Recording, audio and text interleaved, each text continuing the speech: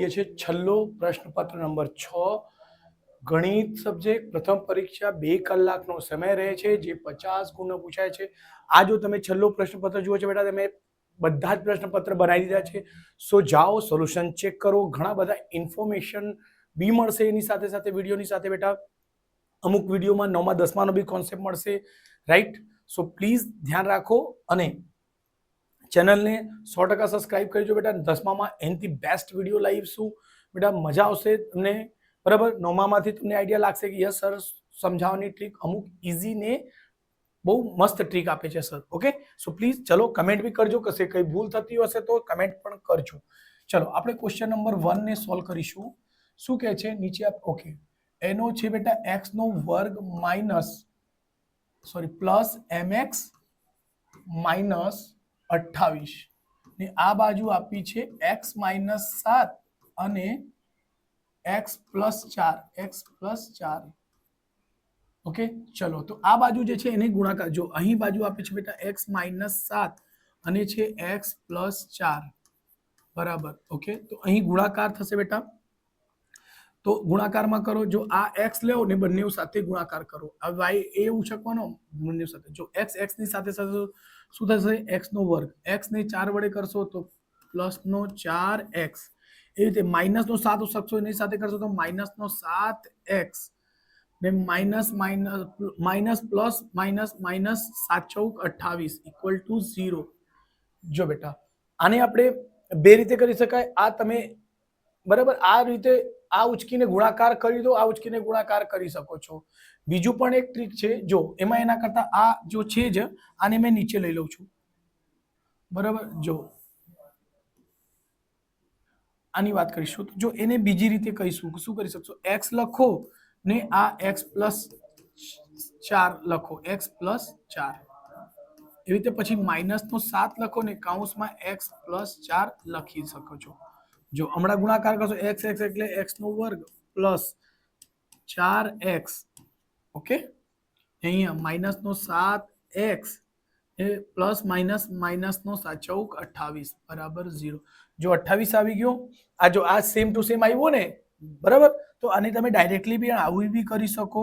બીજી બી એક હજુ વસ્તુ કહી દઉં, આ જે છે ને તમે સૂત્રના હેલ્પથી પણ કરી શકશો, ધ્યાન રાખો કઈ છે બેટા, તો સૂત્ર છે બેટા એક કૌંસમાં હોય છે બેટા x પ્લસ a અને x પ્લસ b, એનો સૂત્ર શું છે બેટા, તો છે x નો વર્ગ વત્તા x નો વર્ગ કૌંસમાં a plus b, yes a plus b કૌંસ બહાર x વત્તા ab વત્તા શું છે a અને b, આવું પણ કરીને યુઝ કરીને તમે કરી શકો। 2 થી 3 મેથડ બતાવી દીધા છે બેટા। ચલો એને હજુ સોલ્વ કરીશું તો થશે x નો વર્ગ, આ પ્લસ આ માઇનસ, પ્લસ માઇનસ 7 માંથી 4 જશે તો 3x આવશે માઇનસ ને માઇનસ 28। તો હમણાં કમ્પેરિઝન કરવાનો છે ને લખવાનો છે m ની કિંમત। તો જો બેટા આને મેં હટાઈ દઉં છું, જો ધ્યાન રાખજો બેટા, ઓકે। આને પણ હટાઈ દઉં છું। ચલો આપણે અને આને એની એ કરીને સિલેક્ટ કરીને ઉપર લઈ લઈશું। સો ચલો જોજો, આ ખાલી સમજવા માટે છે, હા એટલું ધ્યાન રાખજો। આ માઇનસ થી માઇનસ ઉડી ગયું, સમજો x થી આ કેન્સલ છે, ઓકે। અહીં તો શું છે બેટા માઇનસ x થી x પણ ઉડી જશે, શું છે x થી x ઉડી ગયા તો m બરાબર, અહીં m છે ને 3 છે એટલે m બરાબર શું મળશે માઇનસ નો 3 દેખાય છે, તો બરાબર આ m બરાબર માઇનસ નો 3 એટલે એનો જવાબ શું મળશે, બી ઓપ્શન માઇનસ નો 3 છે સાચું જવાબ, યસ। પહેલાનો શું જવાબ છે, લેન્ધી ખાસું ગણના એની કેલ્ક્યુલેશન થોડુંક એ થઈ ગયું છે, મેં સમજાવવામાં વધારે સમય લઈ લીધું છે એટલે તમે શોર્ટમાં તમે પતાવી શકશો, ઓકે। બી ઓપ્શન, ઓકે ધ્યાન રાખજો, ઓકે। ચલો એને ક્લીન કરીએ। ક્વેશ્ચન નંબર 2, ઓકે એક જ મિનિટ બેટા,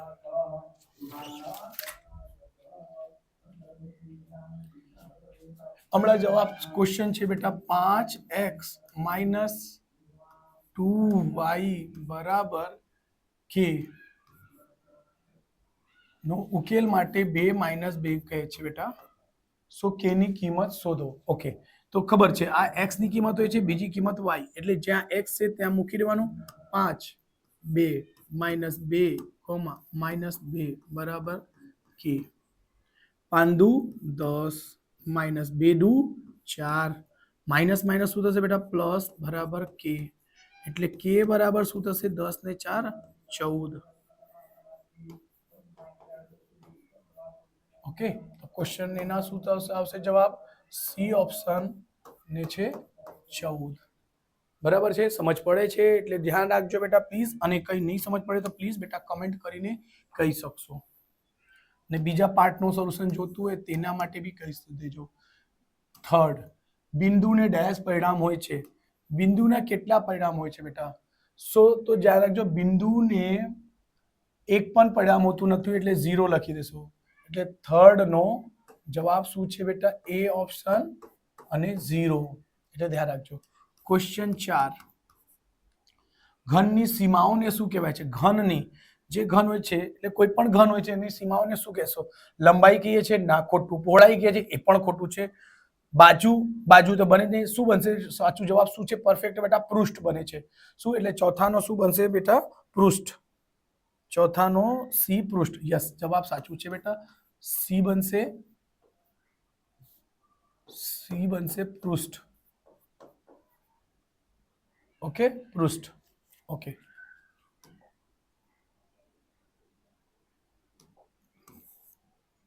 ચલો આને ક્લીન કરીએ. ક્વેશ્ચન નંબર 5, ડેશ એ પૂર્ણ સંખ્યા છે પરંતુ પ્રાકૃતિક સંખ્યા નથી. પૂર્ણ સંખ્યા છે પણ પ્રાકૃતિક સંખ્યા નથી. જો પ્રાકૃતિક સંખ્યાની વાત કરીશું, શું છે બેટા? પ્રાકૃતિક સંખ્યા અને પૂર્ણ સંખ્યા.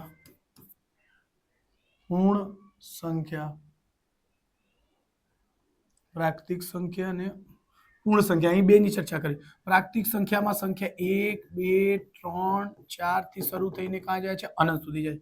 જ્યારે પૂર્ણ સંખ્યામાં 0 1 2 3 થી સ્ટાર્ટ થઈને અનંત સુધી જાય છે. તો ખાસ શું ધ્યાન રાખવાનું છે બેટા? તો એનો એ ધ્યાન રાખવાનો છે કે આપણને તો શૂન્યની વાત થશે. શૂન્ય એ પ્રાકૃતિક સંખ્યા છે. શૂન્ય પૂર્ણ સંખ્યામાં 0 આવે છે પણ પ્રાકૃતિક સંખ્યામાં આવશે નહીં. એટલે લખીશું એ 0. અહીં શું જવાબ આવશે? શૂન્ય આવશે. પાંચમામાં જવાબ શું આવશે બેટા? શૂન્ય. કેમ કે પૂર્ણ સંખ્યામાં શૂન્ય આવે છે, પ્રાકૃતિક સંખ્યામાં શૂન્ય નથી. બરાબર? ચલો નેક્સ્ટ દાખલા કરીશું. ક્વેશ્ચન 6. અચ્છા, આપણે ગ્રાફ જ્યારે દોરીએ છીએ, ચલો આ ગ્રાફનો છે તો ખબર છે સર, આ y ડેશ છે, x ડેશ છે બેટા. તો શું કહે છે? y ડેશ અહીં લખેલો છે ખૂણો y-o-x ડેશ x.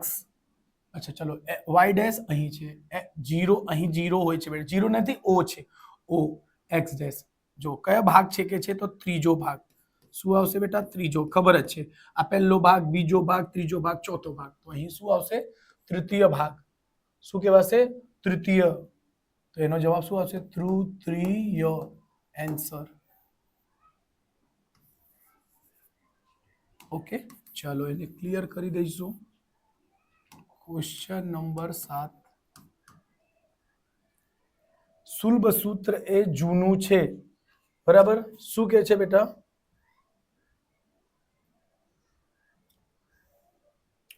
આપણે એની વાત, શુલ્બ સૂત્ર સૌથી જૂનું છે. કયો શુલ્બ? ઋગ્વેદ, બોધાયન, સામવેદ. તો શુલ્બા સૂત્ર સૌથી જૂનું છે, તે જવાબ આવશે બેટા બોધાયન. શું છે? બોધાયન. યાદ રાખજો, બોધાયન જે છે સૌથી જૂનું છે બેટા. આ એ 7માનો આન્સર છે બેટા. ઓકે, ક્વેશ્ચન 8, રેખાને ડેશ પરિણામ હોય છે. તો રેખાને બેટા, આ જો રેખાની વાત કરીશું તો રેખા કેટલા હોય છે? રેખાને કેટલા પરિણામ હોય? તો રેખાને એક જ પરિણામ હોય છે. રેખાને એક જ પરિણામ હોય તો 1 આવશે. જવાબમાં શું આવશે બેટા? 1. એક, કેમ કે રેખાને ખાલી લંબાઈ હોય છે. આપણે એના જવાબ ચેક કરી લઈશું. 6ઠ્ઠાનો 8મો 1 એટલે સાચો જવાબ છે. ચલો એને ક્લિયર કરીશું. Question number 8 sorry question number 9 કરીશું. એક શાંત રેખાને બંને તરફ અનંત સુધી લંબાવી શકાય. એક શાંત રેખા છે. શું છે? એક શાંત રેખા છે. બરાબર. તો શાંત રેખા એટલે આ અહીં સુધી ને અહીં સુધી. તો બેટા એને ખરેખર જો જોશો તો એને લંબાવી શકાશે. શાંત છે એટલે ખેંચીને લંબાવી શકાય. એટલે શું આવશે? ખરું વિધાન આવશે. શું આવશે બેટા? ખરું. ખરું. Okay, clear. Question number 10.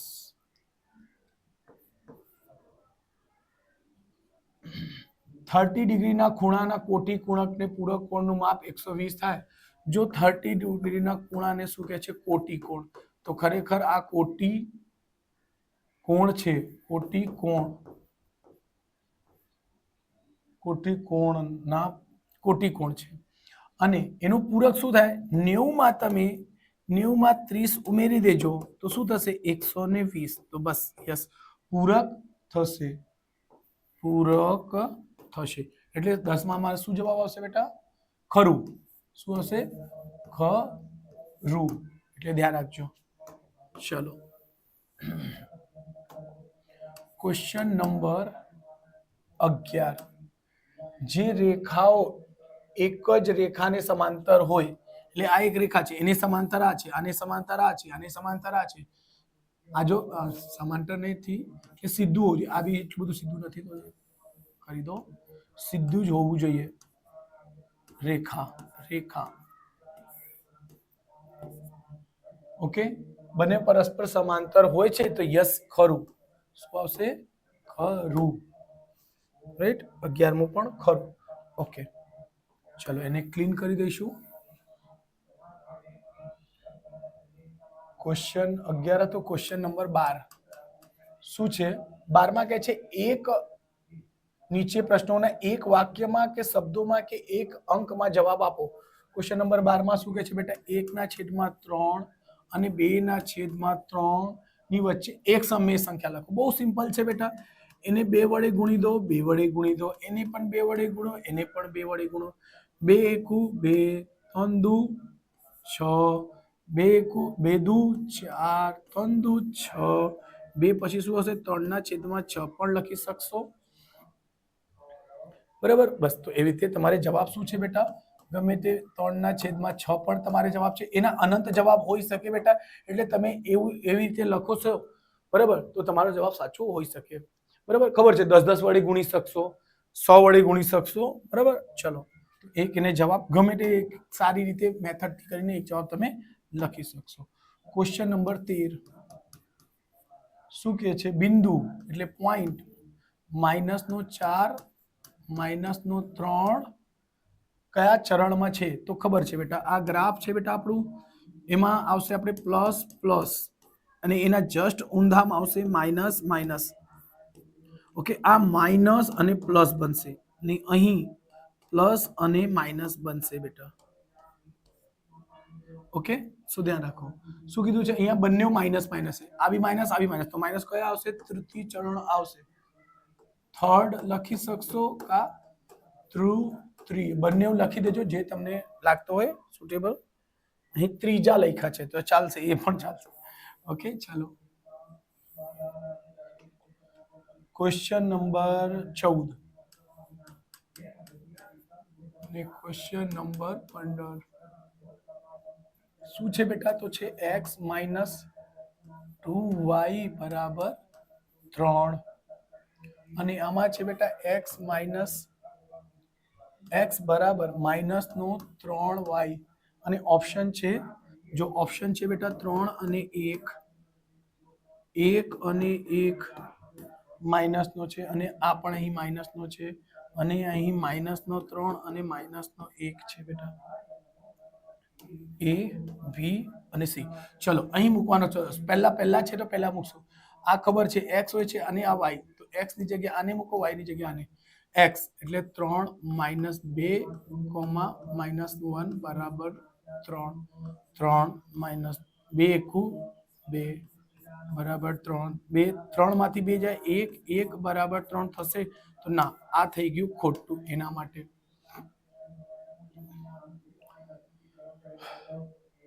ચલો આ થઈ ગયું ખોટું, તો એ ઓપ્શન તો નહીં આવશે. ચલો બીજા ઓપ્શનને ટ્રાય કરીશું. ઓકે, બીજો ઓપ્શન છે 1 અને -1, તો અહીં 1 મૂક્યું, સોરી અહીં 1 -2 -1 બરાબર 3, તો 1 માઇનસ માઇનસ શું થશે બેટા, +2 બરાબર 3, બરાબર 2 + 1 એટલે 3 બરાબર 3 થાય છે. યસ, આ સાચું જવાબ છે જ. એટલે ક્વેશ્ચન નંબર 14 નો શું જવાબ આવશે? 1 - 1 વિકલ્પ નંબર બી. 14 નો બી છે. એક વખત ચેક કરીશું આપણે. 14 નો બી. ઓકે, રાઈટ છે. યસ.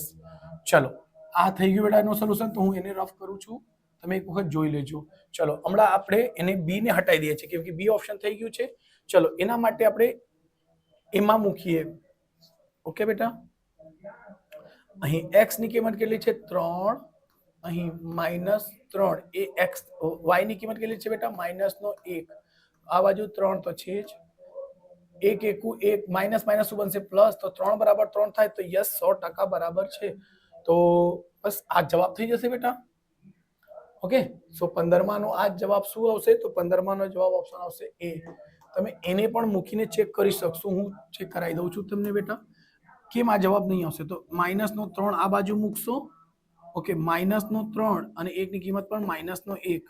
આ બાજુ -3, માઇનસ માઇનસ +3 થશે. જો આ બાજુ +3 -3 તો બરાબર થાય, તો પ્લસ માઇનસ બરાબર નહીં થાય. એટલે આ ઓપ્શન તો છે જ નથી. ઓકે, સો ચલો, એટલે સાચું જવાબ શું હતું બેટા? તો સાચું જવાબ આપણને મળી ગયેલો છે 15 નો એ. 15 નો યસ, એ સાચું જવાબ છે. એવી રીતે આપણે બધા જ પેપર સોલ્વ કરી લીધા છે સ્ટુડન્ટ્સ. તો પ્લીઝ હું તમને રિક્વેસ્ટ કરું છું કે તમે ચેનલને ચોક્કસથી લાઈક સબસ્ક્રાઇબ કરજો, અને જે ચેપ્ટર અઘરા લાગતા તેની કહો, આપણે એનો અલગથી વિડીયો, સેપરેટ વિડીયો બનાવીશું. એકદમ સારી રીતે વિડીયો તૈયાર કરીશું. મળીશું નેક્સ્ટ વિડીયોમાં. ચલો.